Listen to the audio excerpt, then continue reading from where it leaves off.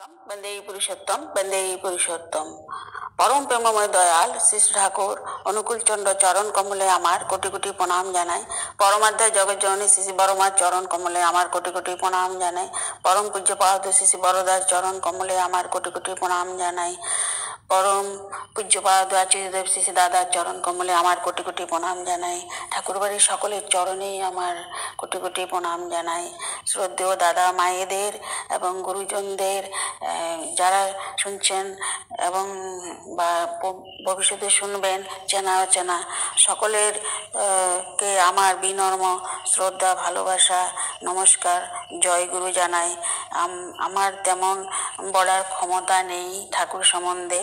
আমি বিভিন্ন আলোচনা, সেই সৎসঙ্গ বা অনলাইনও যে হয় সেগুলো শুনেই যে আমি সেটাই আপনাদেরকে বলার চেষ্টা করি।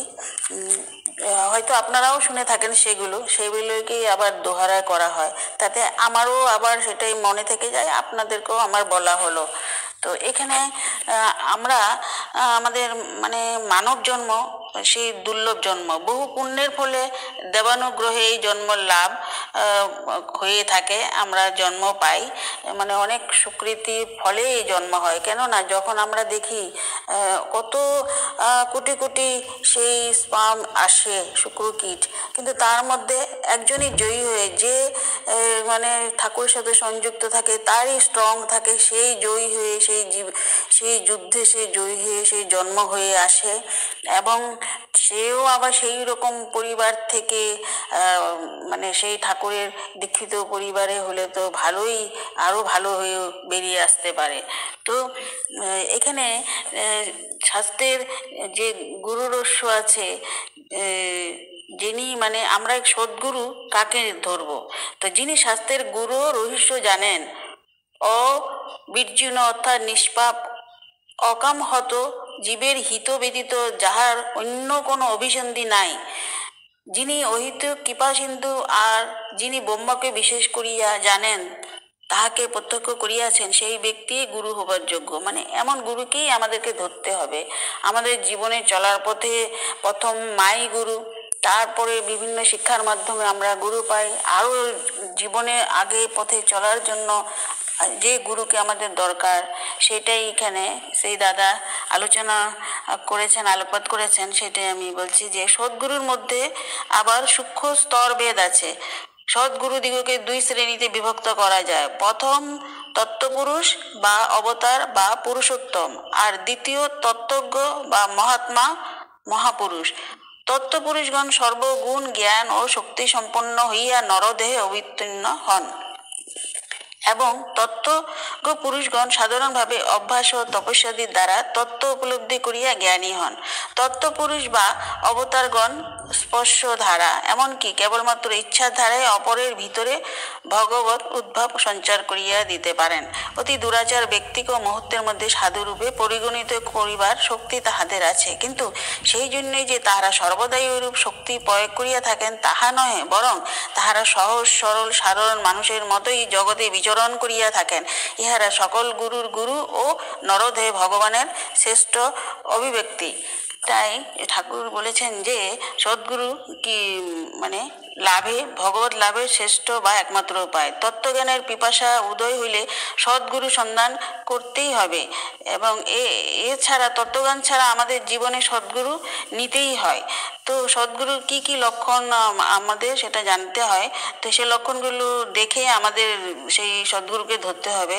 যিনি পূর্ণ জ্ঞান ও প্রেমের অধিকারী অথচ অভিমান শূন্য, যিনি ছলে বলে কৌশলে সর্বভূতে মঙ্গলের চেষ্টায় যত্নবান, যিনি মান অপমান ঘৃণা লজ্জা ভয় দেশ হিংসা ও অহংকার বিবর্জিত ও সর্বত সমদর্শী, যিনি প্রশান্ত ধীর গম্ভীর ও নিন্দাস্তুতি বা সুখ দুঃখের অবিচলিত, যিনি সরল সহজ ও স্বভাব সুন্দর, যিনি সংসারে সাধারণ মানুষের ন্যায় বিচরণ করেন এবং ইচ্ছা করিয়া কোনো প্রকার অলৌকিকত্ব বা বিশেষত্ব দেখান না, যদিও কোনো কোনো সময় হয়তো তাহার কার্যকলাপে ওইরূপ কোনো অলৌকিকতা প্রকাশ হয়ে পড়ে, যিনি অক্রোধী অথচ সদা আনন্দময় মিষ্টভাষী ও মায়াধীশ, যিনি কাহারও দর্শন করেন না, তাহার চলা বলা আচার ব্যবহার সকলেই মধুর, এবং যাহার নিকট কোনো প্রশ্নই অমীমাংসিত নাই, অর্থাৎ তিনি সর্বজ্ঞ। সদ্গুরুকে চিনিতে হইলে দীর্ঘদিন তাহার সঙ্গ করিয়া প্রধানত পূর্বোক্ত লক্ষণগুলি মিলাইয়া দেখিতে হয়। সাধারণত কোনো মানুষকে চিনিতে হইলে তাহাকে উপরে উপরে দেখিলে হয় না, তাহার সঙ্গ করিয়া তাহার অন্তরে পরিচয় লইতে হয়। সদ্গুরুকে চিনিতে হইলে লোক মুখে শুনিয়া বা দুই একদিন তাহার বাহিরেরটা দেখিলে তাকে চেনা যায় না, আবার পরীক্ষক রূপে অহংকার লইয়া তাহাকে দেখিতে গেলেও তাহাকে চেনা যায় না। ওরূপ ব্যক্তির নিকট তিনি ধরা দেন না। তিনি সংকীর্ণ সংস্কার বিহীন হইয়া ভালোবাসার হৃদয় লইয়া দীন এবং যতদূর সম্ভব নিরহংকার হইয়া শ্রদ্ধা সহকারে তাহাকে দেখিতে ও চিনিতে যান, তাহাকেই তিনি কৃপা করেন আর তাহার নিকট নিজেকে ধরা দেন। অহংকারে কুষ্টিপথরে তাহাকে কষা যায় না। তিনি এবং আমরা দেখি যে প্রেমই তাকে ধরতে পারে, প্রেমের প্রক্ষালনেই তিনি মানে বুঝতে পারে সেই যে তিনি। তো এখানে সেই জন্যই যে একটা কথা আমি এখানে শুনেছিলাম যে আমরা সবসময় ঠাকুরকে কথা চলা, ঠাকুর যা বলেছেন অনুসরণ সবগুলো এরকম করে ধরতে হবে। যেমন আমাদের শরীরে অনেক সময় কিছু রোগ হলে ক্রনিক হয়ে পড়ে, যেটা এক দাদা বলছিলেন, আমি শুনেছিলাম, সেটাই বলছি। সেই রকমই আমরা কথা বলতে চলতে ফিরতে সবসময় তারই নাম, তারই ধ্যান, তারই করতে থাকবো। তো এখানে এক দাদা তার নিজের জীবনের ঘটনা বলছিলেন, সেটাই আমি এখানে আলোকপাত করছি আপনাদের কাছে।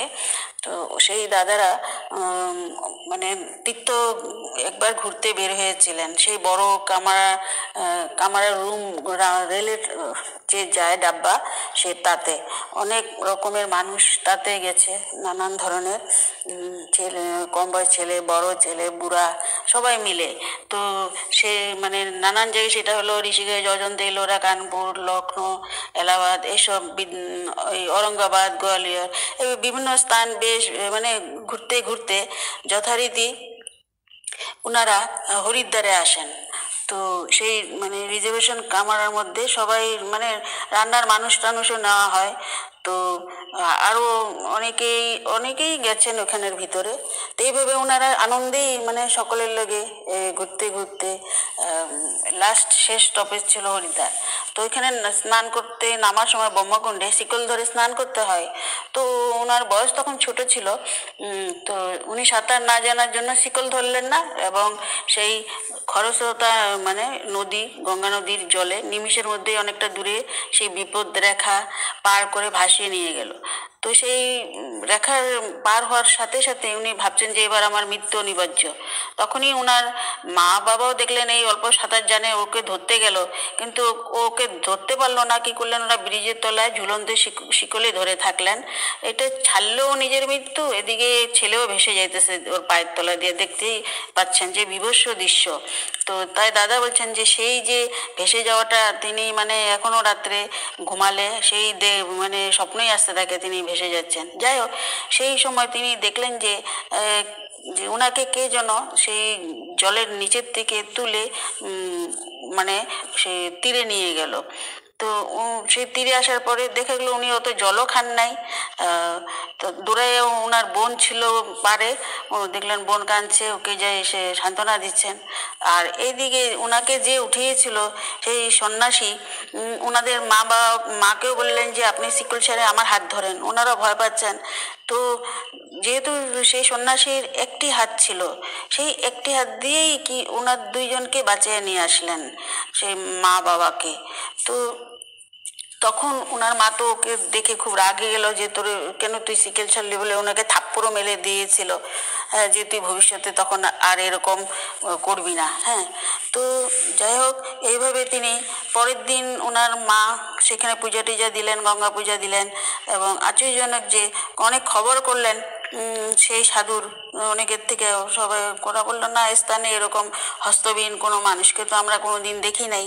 ফলে তো ওনাকে আর ওনারা আর্থিক সাহায্য কিছু দিতে পারলেন না। তো ওনাদের তখন ভাবলেন যে যেহেতু ঠাকুরের সাথে যুক্ত, সেই বিপদকালে সেই ঠাকুরই মানে ওনাদেরকে বাঁচানোর জন্যই পাঠিয়ে দিয়েছেন। তো আমাকে বলছেন যে এরকমই কত মানে অক্ষম অধম আমরা, যে আমাদেরকে সেই ক্ষুদ্র তুচ্ছ সন্তানকে বারে বারে রক্ষা করেই চলেন। তো ঠাকুরের দয়াই তিনি সেইবার বেঁচে ফিরেছিলেন। সেই অতুলনীয় দয়াময় কৃপাময় সর্বোপরি পরম ব্রহ্মময় তিনি প্রেমের মূর্ত প্রতীক। জন্ম জন্মান্তরে আমরা যেন ওনার জীবনে লাভ করতে পারি, আমারও ইচ্ছা, ও দাদারও সেই একান্ত প্রার্থনাই ছিল।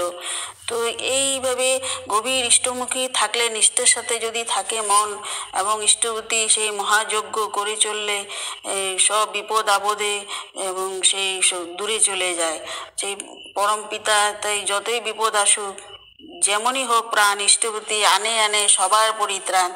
তাই তিনি বলছেন যে বারবার প্রণাম জানায় সেই প্রেমরসঘন বিগ্রহ পাবক পুরুষ বিপদ ধারণ পরম দয়াল শ্রী ঠাকুর আতুল চরণে, যার পদছায় আজ লক্ষ লক্ষ মানুষ নির্ভয়ে বাঁচার ও শান্তির পরম আশ্রয়জল খুঁজে পাচ্ছে প্রতিনিয়ত। এবং প্রণাম জানায় সেই আচার্যদেব শ্রী শ্রী দাদাকে এবং সেই পরম্পরাকে, যাদের আপ্রাণ চেষ্টায় আজ চারিদিকে এই বিধ্বস্ত অবস্থাতে আমাদেরকে মনের উৎস প্রেরণা দিয়ে চলছেন। তো জয় গুরু। সবাইকে আপনাদের শরীর সুস্থ ভালো থাকুক এই কামনা করে শ্রী ঠাকুরের চরণ কমলে জানাই জয় গুরু।